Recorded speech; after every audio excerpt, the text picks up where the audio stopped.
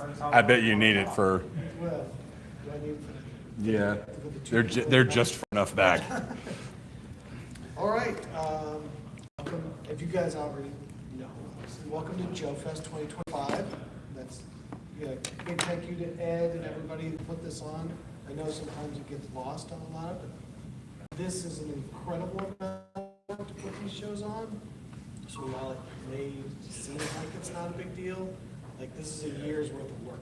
So he threw a hell of a party and a lot of people showed up. So congrats to the whole JoeFest crew for throwing a party and having everybody here. So a little bit, I guess, on talking about this. There's really only one thing you guys really want to talk about, and that's Reaction Plus. Yeah. I don't think anybody really wants to talk about much else. So, well, there's some stuff we can talk about. We kind of gave up the ghost by showing off everything yesterday and making things available, but there's some stuff to talk about a little bit. I think it's important to talk about the fact that, 1 year ago, though, nothing existed. A year ago, we were still just looking at blue, prototypes. So there's a lot that's been done in a year. And so it's really cool for us and hopefully for you guys, but we've gotten a lot done in a very short amount of time. So from those prototypes, as you guys are well aware, then Wave 1 came out. We did the Cobra Bat, Snake Eyes, Cobra Commander with his silver stripe finally, and the blonde haired cover girl. It was in October. We also did the Tomax and Xenon in their suits. That was a big bad toy store, mostly exclusive. They ended up buying most of those. Another great set.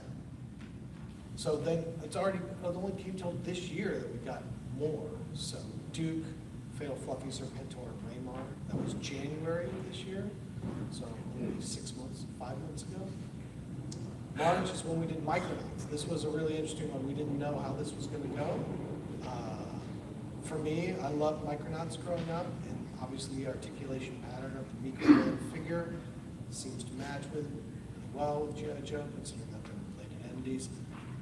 And scaling down Baron Karza and Biotron to sort of match that 3 3/4 scale was really cool. But that did really well. We're really excited about that. April, so just a few months ago, we did the Arctic Cobra Commander, the cartoon accurate Wild Bill, the Dark Blue Snake Eyes, and Zartan Cold Slither. I think Zartan was definitely the one that everybody was waiting for and had been asking about forever. So that was a lot of fun. Our Target exclusive, which is the Cobra Bat Python Patrol. Now, just because he's here, James, right? Jason, I'm sorry. Jason has a few extra Python patrols that he has found that he brought just for people that have missed them. So if you missed a Python patrol, talk to him. Before, but I've got a couple. Yeah. And then what we just showed off yesterday was first the movie wave, which was Falcon, Jinx, Cobra Law Royal Guard, and Cobra Commander Woods Man. So in a very short amount of time, we've gotten 17 G.I. Joe figures out, as well as 2 Micronauts. So a lot of cool stuff. So that's what everybody knows. I can't show you much else, unfortunately, but we can talk a little bit about San Diego. So, oh, wait, there's the Target exclusive. I got ahead of myself. So that's Python Patrol. But this is what's coming out. So this stuff that's for San Diego. So we have the Cobra Bat Time Bomb from the comic. And as you can see on the packaging, it has exploded through the comic. You can see all the torn pages below it. But when Cobra Commander sends out his bat strapped with dynamite, this is what they look like. So that's coming from the comic. And then we have the DIC colorway of Serpentor, just to really mess with everybody. So that is what's happening at San Diego this year. And then there's going to be a lot of excitement around Cold Slither. This is all that's been shown and all I can really talk about right now. But if you know that there's a concert that's happening, and there's going to be a lot more exciting stuff around Cold Slither. So be on the lookout for more Cold. As far as the future of Reaction Plus, fall, Yes. we've got the Universal Monsters Wave 1. So you guys have seen the test shots down below of Wolfman, Dracula, and Creature. So really cool, and a great likeness of Bela Lugosi there, like Dracula. And then upcoming in October, we'll have G.I. Joe Wave 5, so that'll be your next wave. On December, we will get Micronauts Wave 2. January is G.I. Joe Wave 6, and February is Back to the Future Wave 1. There was actually a bunch of other stuff that I had in here that I was told I'm not allowed to show you guys. So more than anything, I'm showing you San Diego and telling you when the next waves are coming out. And from there, it's really going to be more Q&A from you guys. Now, a bunch of you have already come by and asked most of the questions. So unfortunately, this is much shorter than we had originally hoped it to be.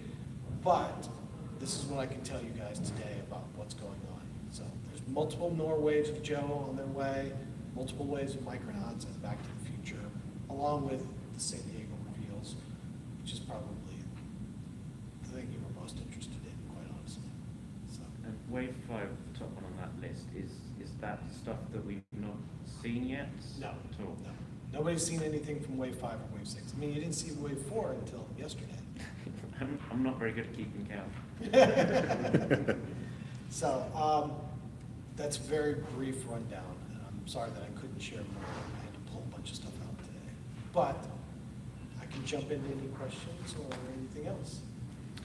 Are there, with G.I. Joe Ultimates, we know that the Python Patrol Destro and the Tiger Force Flint are hitting pre-order now, but a couple weeks out. They'll be in warehouse next week. So obviously there's a big pool available of repaints there, but also this is something, since you've introduced the deluxes, I've always wondered, is there a possibility of deluxe format G.I. Joes? There's definitely an opportunity there. It's a slightly trickier thing because classified is sold at mass retail, and most of the deluxe has been going in the back shelf of Target. So we've been discussing it, but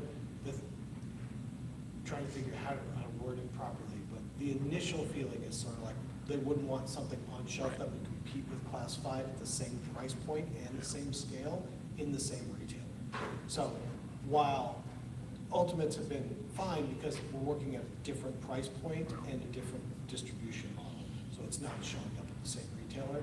We've talked a lot about the opportunity for that to happen in the future, but we haven't landed on when and where that can happen yet. And that was mainly the point of the deluxes, was to get them accessible in To get retail. them down to a price point where you kind of have what we describe often as you have collectors and fans. Yeah. Collectors buy fan product as well as collector product, but fans don't necessarily buy collector product. So you've got a guy that walks into a Target and is willing to buy, Lino, for example, at $34.99. I just want a blister on the card. I don't care about anything else. And then you have another guy that's like, no, I need it to be like this. If that hand is even this far off, it's wrong. Everything's got to be perfect. Those are two different people. And so really Deluxe was like, how do we bring the excitement we have at the collector level down to something that a more casual fan can buy and be excited about? A little more of an impulse buy than. It's just that we're at JoeFest, so we're talking to people that care about the nerdy details. Yeah. And the reality is that there's 10 times as many people that I just want Snake Eyes and Cobra Commander, maybe a Destro. I don't care about anybody else. There's far more of those people. If you think about the people that you may know that have collections where it's like, they've got an Optimus, a Megatron, a this and that, and that's what they like. It's more, how do we get those people excited about what we're doing? And possibly hook them into the rest. Hey, that's a nice little side hustle if we can get it. But I would love to be doing more with that. I think really with Ultimates, we have to be very sort of careful, simply because classified is such a good line and it is so robust. Yeah. And most people literally can only afford one 6-inch scale line at a time, and most people have chosen classified. Hey, it seems like y'all have done some vehicles with the dog sled from Mass Device, and y'all try to do the big mothership. Is there a plan to try to get more of the vehicles in now that you use the O-rings, you have the flexibility to move the figures and posability? And also your business model seems to be you find figures that really weren't produced the first time around. You're seeing, Jinx with their mask off, you're seeing a different representation of Falcon. would that give you some opportunities to create vehicles that we haven't ever seen before, or modified vehicles? For instance, like a HISS tank with a different weapons platform? It's kind of a longer question, I apologize, but is that anything y'all are thinking about? All right, what we're thinking about? Think about all of it, what we've got in the plans. I think the thing with G.I. Joe, which is very different from almost every other toy line, is the vehicles are so integral, and they made so many. So the hardest part we've actually had is like, what vehicles do you not have? Or have you not had the opportunity to get? Which is sort of why we went Dog Sled, as you brought up, and then we went Mothership, because they're just about every other vehicle out there has been made. The modified HISS tank is definitely something we've looked at, especially if you could have, you know, the Cobra Commander lead version and everything. Vehicles are a really tricky one in general. If you think about everybody that you know that collects figures, out of that, it's like 1 out of every 10 might actually still collect vehicles as well, just because of the sheer space that they take up. And so how do you get enough critical mass behind the vehicle?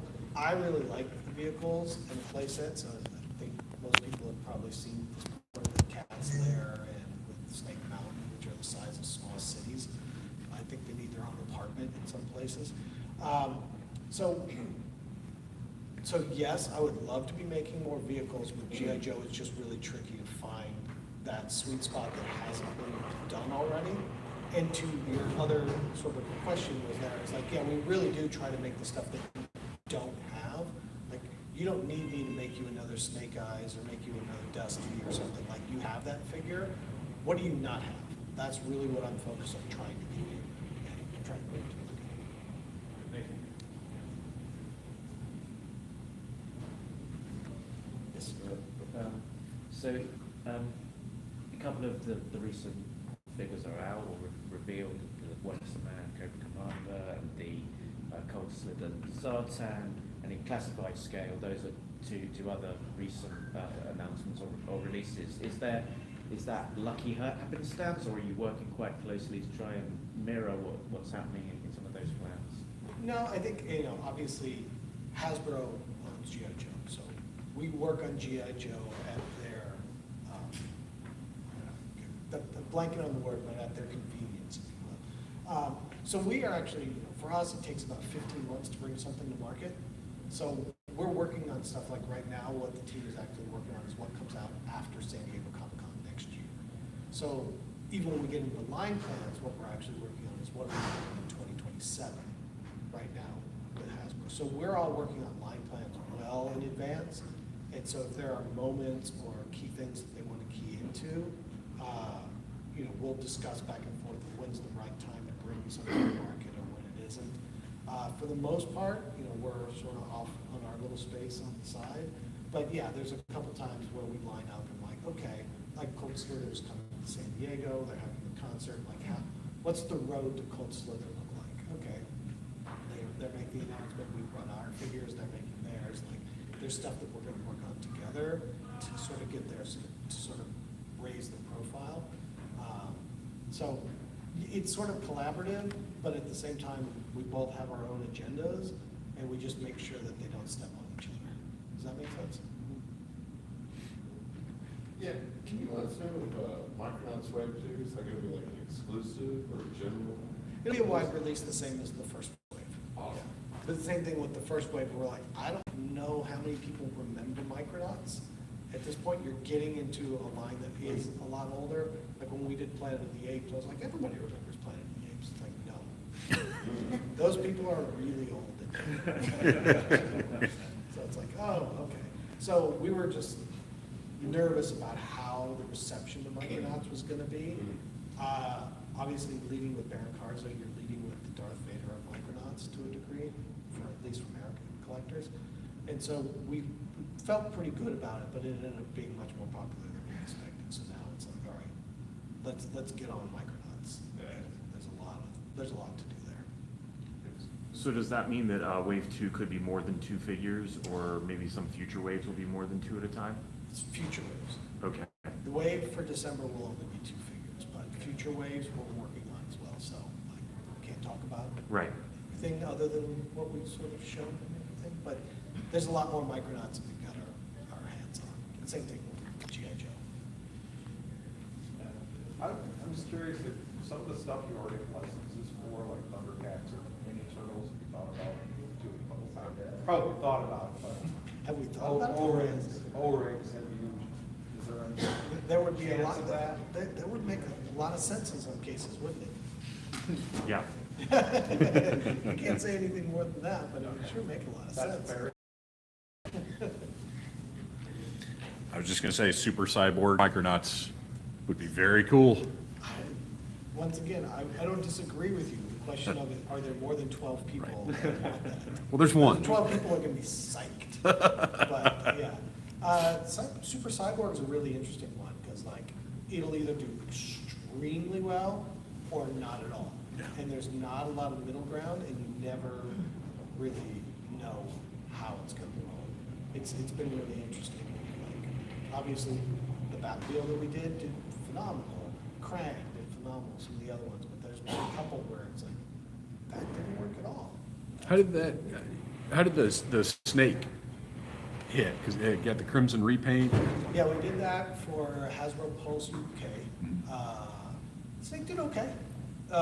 Actually, the bat that we originally did really good. So that was a pleasant surprise there. And I think there was also a bit more of just like, nobody's made anything like this, and it's a bat, so I have to get it.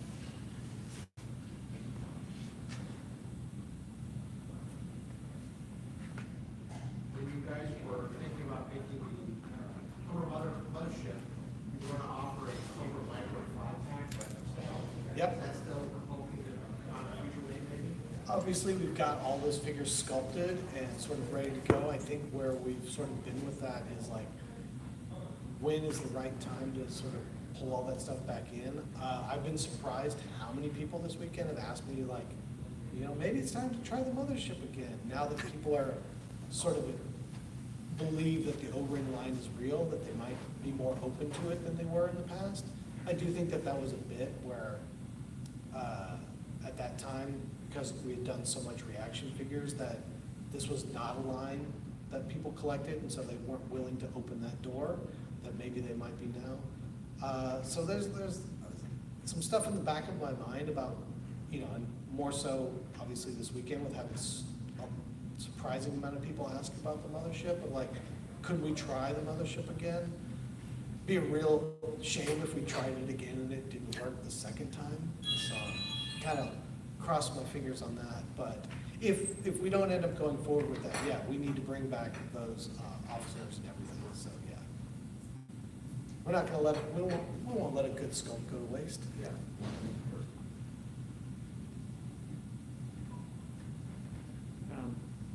This is probably not a question that you'll be able to answer very easily or non-vaguely, but I think when you were teeing up the movie wave, I think you described it as the first of the movie wave. The first of the movie waves? Yes, that would be correct.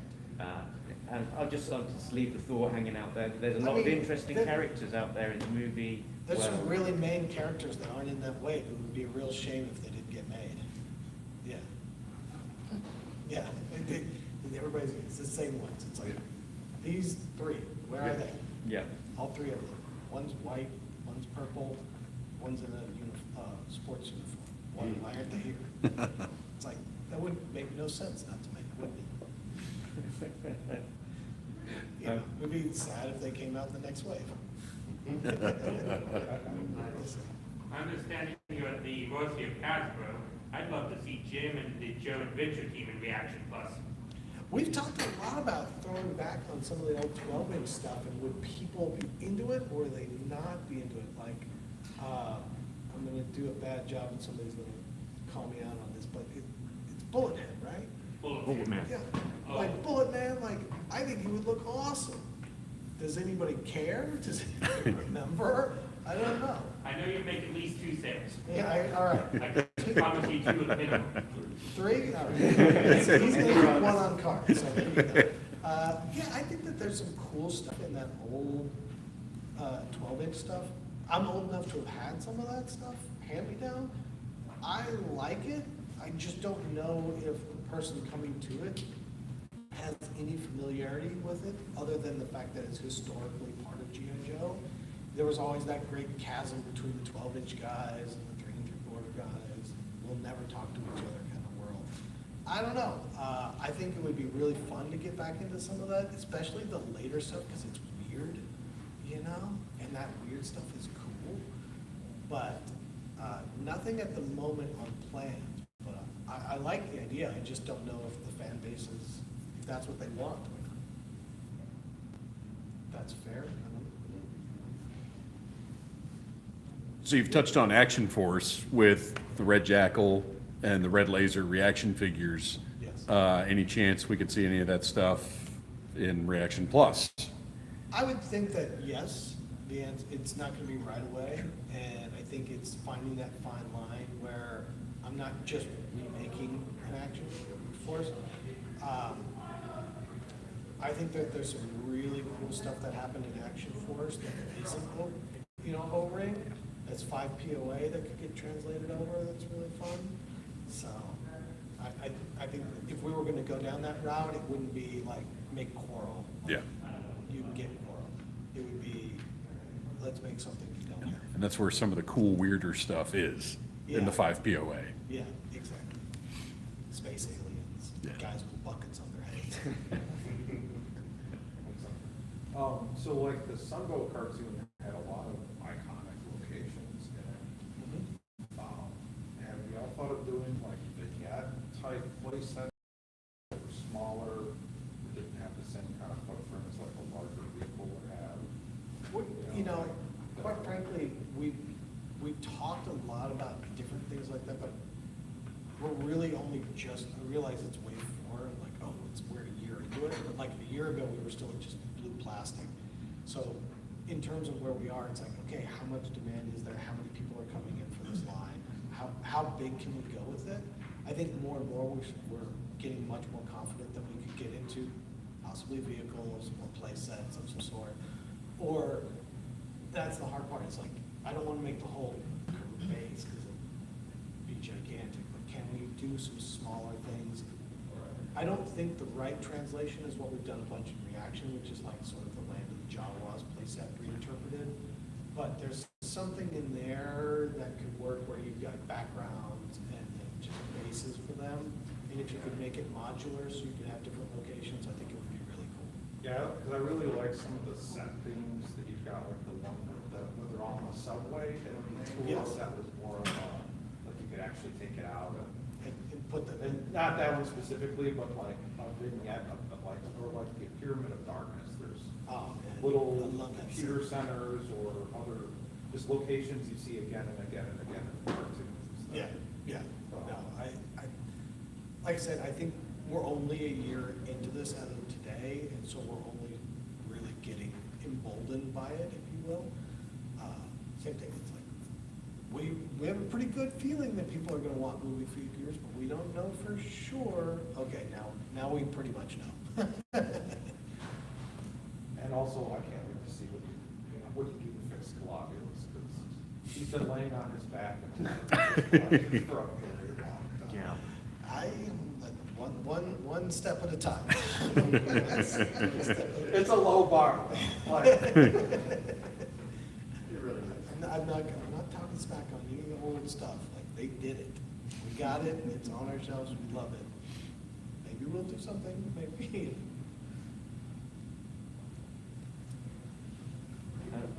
With a few ways of Reaction Plus under your belt now, in terms of like seeing the finished product and what sort of works and maybe what's less successful, is there any kind of lessons learned in particular about how that's informing some of the future development?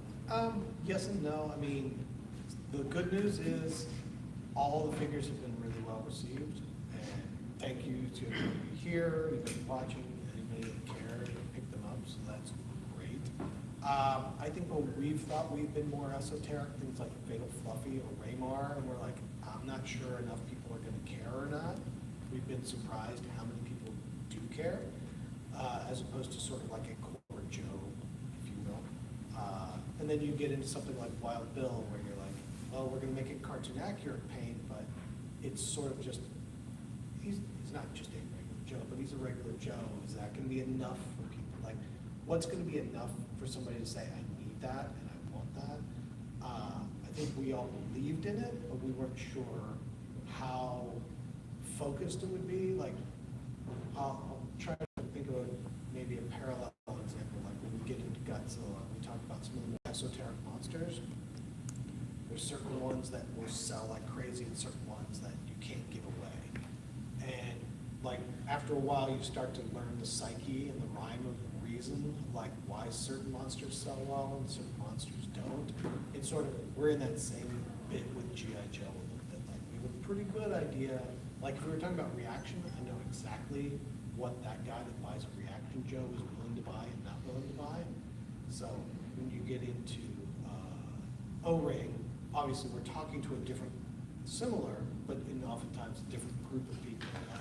How weird do they want to get? How accurate do they want to get? How far do they want to push the envelope? And it seems like for the most part, everybody's here for the majority of it. So that's really, that just gives us that much more opportunity. Not that it was an exciting screen.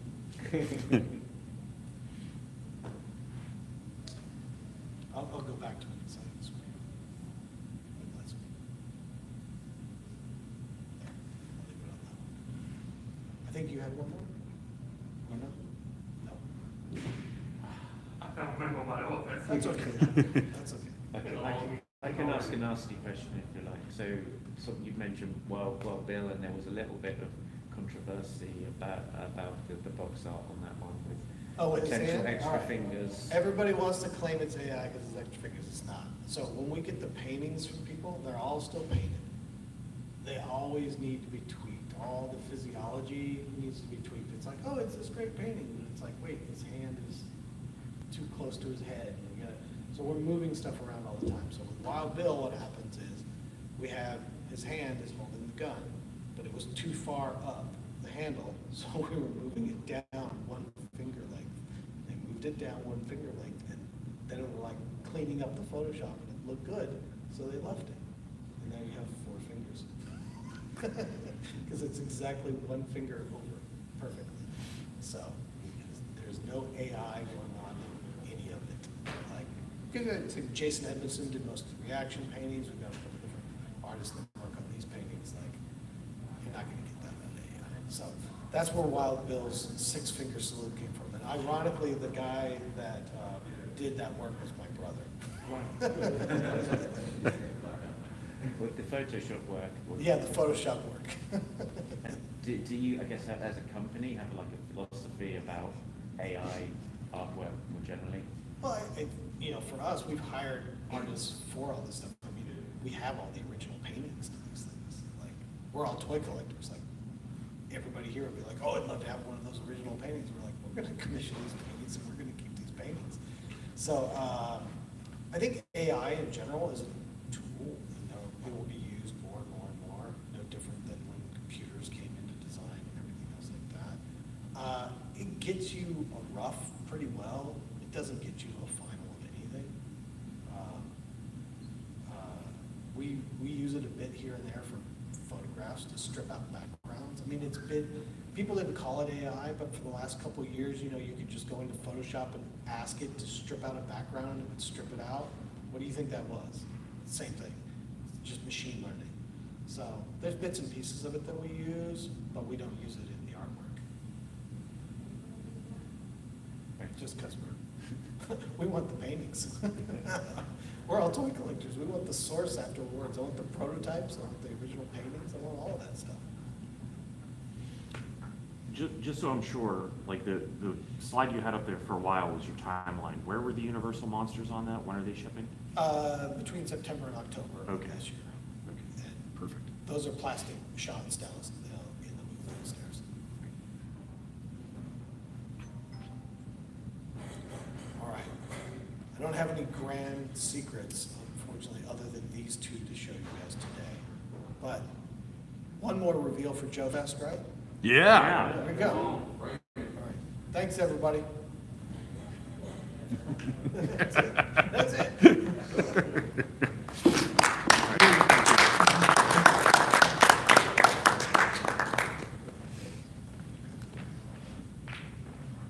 I did have a non-joke question. Help yourself. Spinal Tap.